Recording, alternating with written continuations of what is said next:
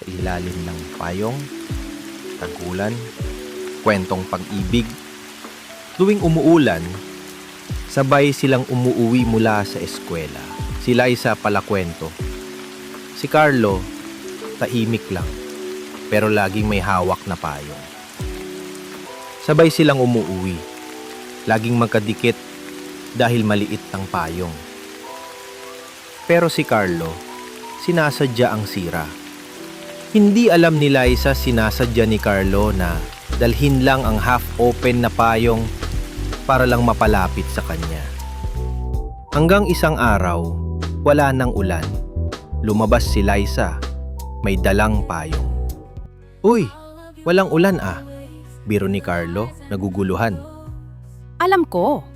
Pero baka magkaulan. O baka gusto ko lang ulit tumabi sa'yo. Minsan, hindi mo kailangan sabihin ang mahal kita. Minsan, sapat na ang isang tabi, isang ngiti, isang payong. Sa ilalim ng payong nagsimula, sa liwanag nagtapos. Magkasabay, kahit walang ulan.